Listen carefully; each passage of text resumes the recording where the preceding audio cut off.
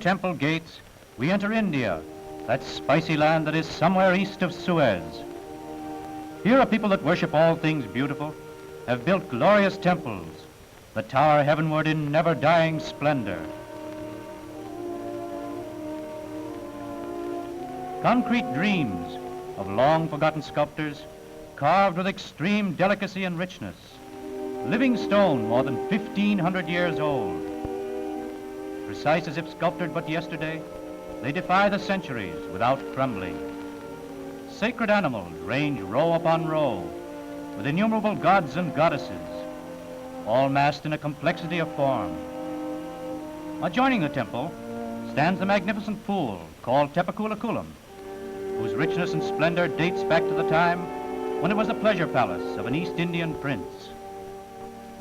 Here his 1,000 wives splashed in the warm, perfumed waters, where men now gather to bathe before a holiday occasion. And all over the city, old and young are getting their annual scrubbing for the great festival of Dussehra, held every October. At the public pump, while the crowd awaits its turn, little Camela is bathed by her beaming mother. The market stalls are piled high with dates, figs, and other delicacies, while along the busy streets, people rush to and fro, making last-minute preparations. Already, a lively group of nautch dancers, with its one-man orchestra, has attracted the young blades of the district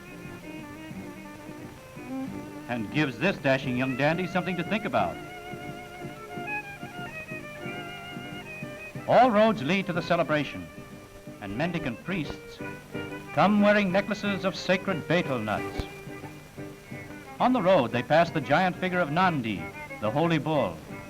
To denote their humility, the devout bend low and pass beneath the huge paw, then kiss it, praying for the strength and vitality the animal portrays. Already the streets are gaily decorated with flags, flowers, tapestries, canopies, costumes in blues, reds, and yellows, richly ornate in the spirit of the East. For this is the great lamp feast, celebrating the God Krishna's victory over a demon. A married woman waves a lighted lamp around the sacred elephant's trunk and places betel nuts, a coconut, and a silver coin at its feet. Then the elephant is brought out, decorated with a cloth of gold, precious stones, and garlands of flower.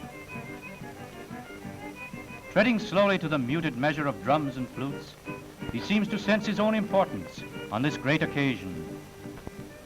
With fanatic enthusiasm, the crowds surge around the palace of the Maharaja, who rules over a territory of 300,000 square miles, and whose wealth is measured in millions. Resplendent in jewels, the Maharaja comes out under his ever-present umbrella to review his subjects, who believe that only he can cast out the devils from their souls and protect them from the evil ghosts that fill the air. And now the grand parade is ready to begin. The elephants are lined up in company formation, all arrayed in holiday trappings, while the crowd rushes in to line the path of the procession. How India loves pageantry, color, the flash of jewels, waving flags and stirring music. They delight in the sheer frenzy of display. The muffled rhapsody of thin, high flutes and rhythmic drums stir their whole beings to worship, for they live in a world of religion.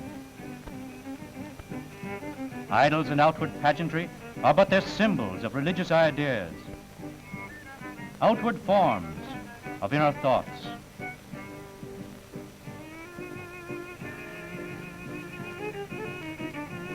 Little Lakme, with the Jimmy Durante nose, has secured a front row seat with her pet What's It.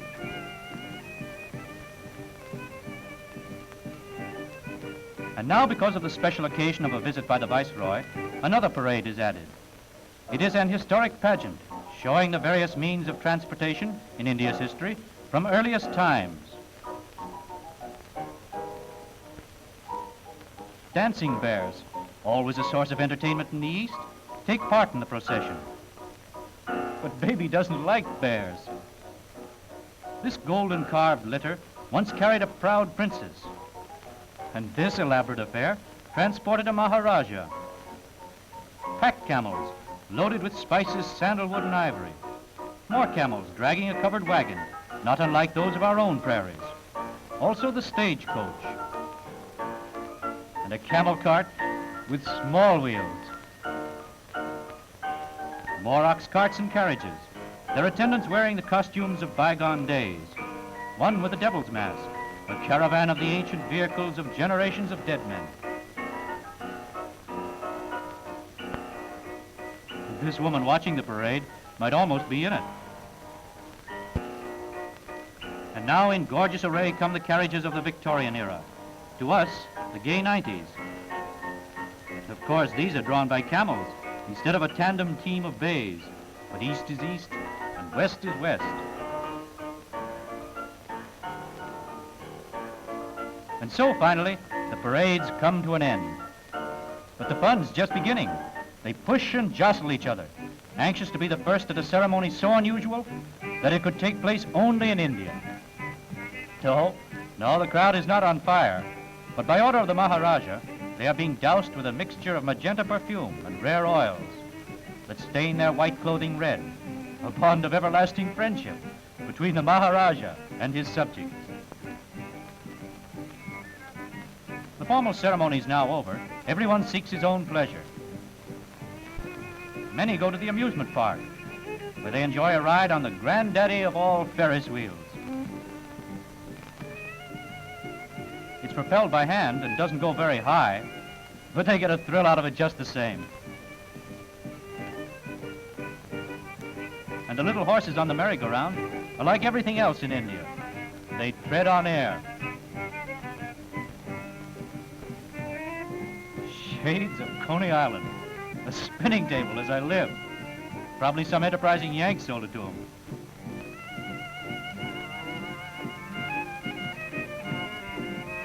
Boy, are we having fun. Here's the town champ. He must have blue on his Gandhi pants.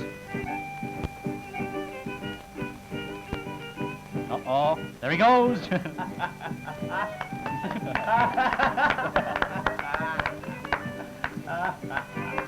Garma, the Hindu Jim Londos, entertains the crowd with the ancient sport of catch-as-catch-can. Even priests want to see the wrestling match.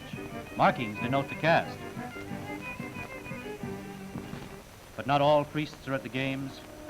Some gather before the shrine of the giant horse, where in Sanskrit it is written, "All beauty is of God, therefore all beauty is holy."